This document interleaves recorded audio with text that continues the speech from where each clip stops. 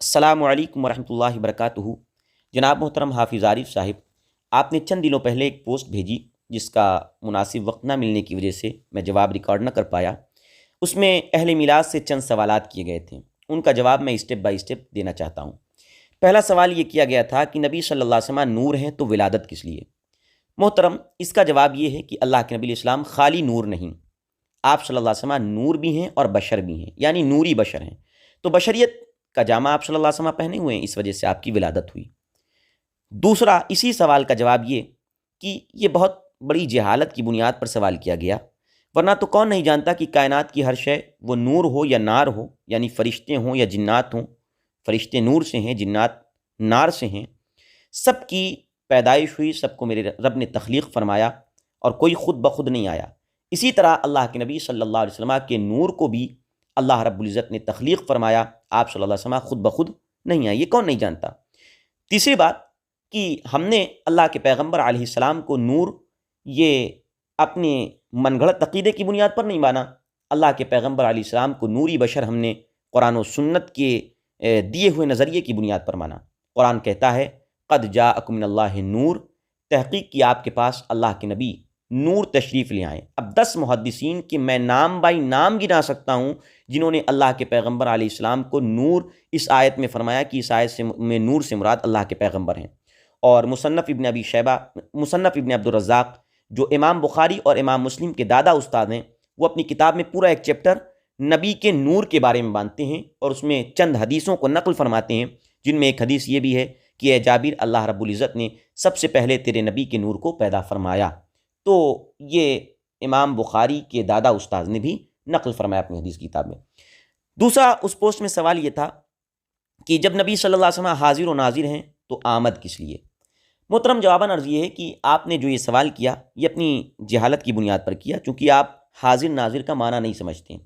حاضر ناظر کا مطلب یہ نہیں کہ اللہ کے نبی علیہ السلام ہر گلی، ہر کوچہ، ہر سڑک، ہر جگہ، ہر جا، ہر وقت موجود ہیں، نہیں، یہ مطلب نہیں، نہ یہ ہمارا سنیوں کا عقیدہ، نہ سنیوں کے کسی عالم کی کتاب میں ایسا کوئی عقیدہ لکھا ہوا ہے۔ حاضر ناظر کا مطلب یہ ہے کہ اللہ کے پیغمبر علیہ السلام مدینہ منورہ میں جلوہ افروز ہیں اپنے روضہ مقدس و مطہر میں، اور وہیں سے آپ صلی اللہ علیہ وسلم پوری دنیا کو ملاحظہ فرما رہے ہیں، اور آپ صلی اللہ علیہ وسلم وہاں سے پوری دنیا کی خبر رکھ رہے ہیں، اور جب آپ صلی اللہ علیہ وسلم جہاں چاہتے ہیں وہاں تشریف لے جاتے ہیں۔ اس کی ایک مثال میں عرض کرتوں، جیسے کہ آفتاب زمین سے کروڑوں میل کی دوری پر ہے سورج، لیکن سورج کروڑوں میل کی دوری پر ہونے کے باوجود بھی وہیں سے اپنی کرنوں کو پوری زمین پر بکھیر رہا ہے، اور اپنی کرنوں کو پوری زمین پر دے رہا ہے، اور اس کی کرنیں پوری زمین پر سارے مقامات پر وقتاً فوقتاً پہنچتی رہتی ہیں۔ اسی طریقے سے آفتاب نبوت مصطفیٰ جان محمد صلی اللہ علیہ وسلم مدینہ طیبہ میں ہیں، اور وہیں سے آپ صلی اللہ علیہ وسلم ساری کائنات آپ صلی اللہ علیہ وسلم کے سامنے موجود ہے، اور آپ اس کو ملاحظہ فرماتے ہیں۔ یہ حاضر و ناظر کا عقیدہ، لہذا آپ صلی اللہ علیہ وسلم جب چاہتے ہیں، جہاں چاہتے ہیں، آپ صلی اللہ علیہ وسلم کی آمد ہو جاتی ہے۔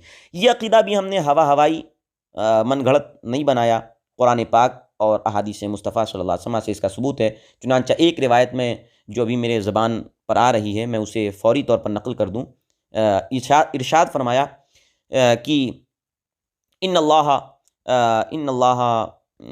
رفع علی الدنیا ان اللہ رفع علی الدنیا وانا انظر الیہا والی ما هو کائن الی یوم القیامہ کانی انظر الی کفی ہذہ، کہ اللہ نے میرے سامنے دنیا کو پیش فرما دیا تو میں اس کی طرف دیکھ رہا ہوں، اور جو کچھ قیامت تک ہونے والا ہے اس کو بھی دیکھ رہا ہوں، جیسا کہ میں اپنی ہتھیلی میں رائی کے دانے کو رکھ کر دیکھ رہا ہوں۔ تو جس طرح رائی کے دانے کو ہتھیلی میں رکھا جائے تو پوری رائی کا دانہ نظر آتا ہے، اسی طرح مصطفیٰ کریم علیہ السلام کی نگاہوں کے سامنے اللہ رب العزت نے پوری کائنات کو فرما دیا۔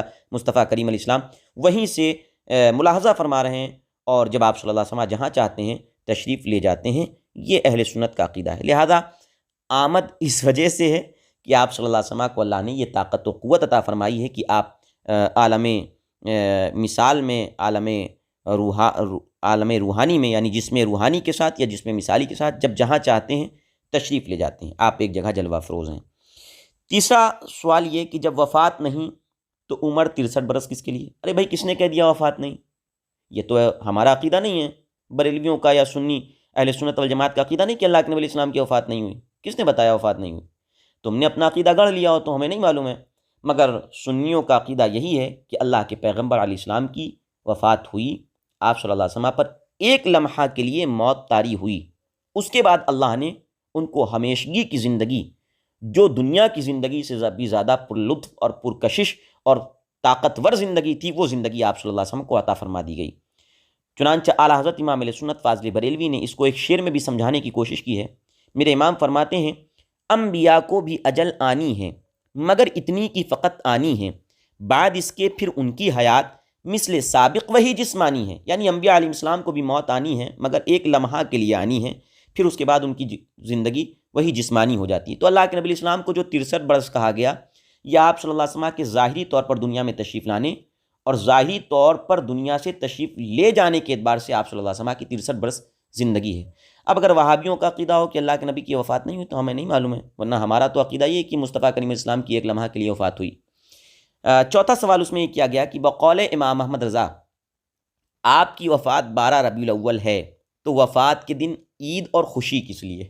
محترم، اس کا جواب میں پہلے تو یہ دینا چاہتا ہوں ایک مزاحیہ انداز میں کہ بھائی جب 12 وفات آیا کرے وہابیوں کے مطابق تو ان کو دے دیا کرو محرم کے شیعوں کے ہتھیار، زنجیریں اور تلواریں، کہ یہ تھوڑا ماتم ماتم کر لیا کریں، سوگ منا کریں اور خوب جو ہے سوگ منا کر کے جو ہے اپنا وہ ظاہر کر لیں۔ اب ذرا میں آپ کو ایک بات عرض کرتا چلوں کہ کیا غم منانا مصطفیٰ کریم علیہ السلام کی رخصتی پر یہ جائز ہے یا ناجائز ہے؟ ہمارے اعلیٰ حضرت نے کیا کہا یہ تو میں اس کا بعد میں جواب دوں گا، آپ ذرا اپنے مولوی اسماعیل دہلوی کی بھی بات سن لیجئے۔ اسماعیل دہلوی نے کیا لکھا کہ یہ کتاب نمبر پیج نمبر کہاں گیا، ہاں، اسماعیل دہلوی نے اپنی کتاب صراط مستقیم پیج نمبر 120 پر لکھا کہ عورت کو اپنے خاوند کے مر جانے پر 4 ماہ 10 دن تک سوگ کرنا، غم کرنا فرض ہے، اگر نہ کرے تو گناہ گار ہوگی۔ اس کے سوا تمام غم، تمام سوگ حرام ہیں، خواہ وہ کسی پیغمبر پر ہو یا صدیق پر یا شہید پر یہ موت یا قتل یا شہادت کے دنوں میں ہو یا اور دنوں میں، اس حکم میں کوئی تخصیص نہیں۔ محترم، آپ کے اسماعیل دہلوی، اب میں اہل حدیثوں سے بھی کہنا چاہوں گا اور دیوبندیوں سے بھی، کیونکہ یہ دونوں کے امام ہیں اسماعیل دہلوی صاحب، دونوں کے اماموں نے یہ بات واضح کر دی کہ انبیاء علیہ السلام کے دنیا سے تشریف لے جانے کے دن پر بھی آپ غم نہیں کر سکتے ہیں، یہ آپ کے امام کہتے ہیں، یہ آپ کے امام کہتے ہیں، میں نہیں کہتا ہوں۔ اور دوسری بات یہ ہے کہ اب میں آپ کو ذرا اپنا جواب دے دوں کہ 12 تاریخ کو مصطفیٰ کریم علیہ السلام کا وصال ہوا اور وفات ہوئی، حدیث کی کسی کتاب سے ثابت ہی نہیں، حدیث کی کسی کتاب سے ثابت نہیں، اور 12 تاریخ کسی طرح سے بنتی ہی نہیں ہے وصال کو، کیونکہ یہ بات متفق ہے کہ حضور علیہ السلام سوموار کے دن دنیا میں تشریف لائیں اور 12 تاریخ سن 10 ہجری میں یا 11 ہجری میں 12 تاریخ بنتی ہی نہیں ہے 12 ربیع الاول۔ اب کتنی بنتی ہے تو میں دیوبندیوں کے عالم اشرف علی تھانوی سے پوچھ لیتا ہوں، بھائی کتنی بنتی ہے؟ تو اشرف علی تھانوی کہتے ہیں سنو، نبی کریم صلی اللہ علیہ وسلم کا وصال پیر کو ہوا، اس روز 12 تاریخ کسی طرح نہیں آتی، یہ اشرف علی تھانوی کہتے ہیں۔ اب اہل حدیثوں کی جماعت الدعویٰ جو دہشت گرد تنظیم ہے جس کے بانی حافظ سعید ہیں، وہ لکھتے ہیں، کہتے ہیں کہ وصال نبوی کی تاریخ 1 ربیع الاول 11 ہجری ہے۔ اب دیوبندیوں کے مفتی اعظم اس وقت کے تقی عثمانی، رفیع عثمانی، ان کے ابا مفتی شفیع دیوبندی نے لکھا کہ وفات کسی طرح حضور کی 12 ربیع الاول بنتی نہیں، اور اسی طریقے سے قدیم مورخ موسیٰ بن عقبہ جو ثقہ ترین مورخ تھے، اس نے بھی 1 ربیع الاول مصطفیٰ کی وفات کا دن لکھا۔ علامہ سہیلی نے بھی اسی کو صحیح قرار دیا۔ مولانا شبلی نعمانی اور سید سلیمان ندوی نے سیرت النبی صلی اللہ علیہ وسلم میں تفصیلی بحث کر کے 1 ربیع الاول کو ہی یوم وفات قرار دیا ہے کہ حضور کی وفات 1 ہی ربیع الاول کو ہوئی۔ سیرت النبی جلد نمبر 2 پیج نمبر 104، قصص النبیین مترجم جلد نمبر 5 پیج نمبر 351، مکتبۃ العلم لاہور سے چھپی ہوئی یہ کتاب ہے۔ تو بھائی صاحب آپ کے مولانا تو 12 ربیع الاول میں وفات مانتے ہی نہیں، اپنی مانو، ہمارے اعلیٰ حضرت نے تو بہت کچھ کہا کیا نہیں کہا اس پہ غور مت کرو، ہمارے اعلیٰ حضرت نے بہت کچھ کہا۔ اب ذرا یہ آپ کہتے ہیں کہ حضور اسلام کا وفات کا دن 12 ربیع الاول ہے تو اس میں خوشی کیوں، عید کیوں؟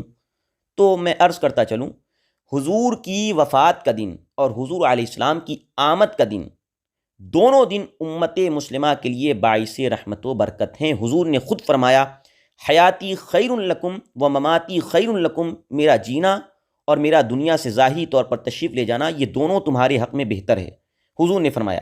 یہ بات مولانا اشرف علی تھانوی خود اپنی کتاب میں لکھتے ہیں، کیا لکھتے ہیں؟ یہ وفات بھی امت کے لیے مظہر رحمت الہیہ ہوئی، اور جب آپ سبب رحمت ہیں تو خود کس درجہ مورد رحمت ہوں گے، یہ وفات خود آپ کے لیے بھی نعمت عظمیٰ ہیں۔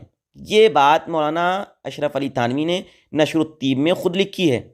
اچھا چلو مان بھی لیں کہ 12 کو حضور کا وصال بھی ہوا، تو بھی پیدائش کی خوشی منائی جائے گی، غم نہیں منایا جائے گا۔ کیوں؟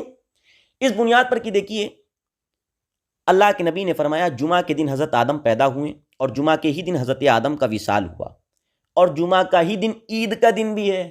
تو بھیا اگر حضرت آدم کے پیدا ہونے اور حضرت آدم کے رخصت ہونے کا دن جمعہ ہی ہے، اور اسی دن کو مصطفیٰ عید کا دن قرار دیں، تو ہم امتی جس دن مصطفیٰ تشریف لائیں یا جس دن رخصت ہوئیں مصطفیٰ کریم علیہ السلام، تو آپ کی آمد کا لحاظ کرتے ہوئے ہم اس دن کو عید کا دن قرار دیتے ہیں، اللہ کے نبی علیہ السلام کے فرمان کے مطابق سے یہ مفہوم اخذ کرتے ہوئے۔ اللہ تعالیٰ سے دعا ہے مولا تعالیٰ ہمیں ان شیطانوں کے وسوسوں سے بچنے کی اور ہمیں اپنے ایمان کی حفاظت کی توفیق عطا فرمائے۔ آمین یا رب العالمین۔ السلام علیکم ورحمۃ اللہ وبرکاتہ۔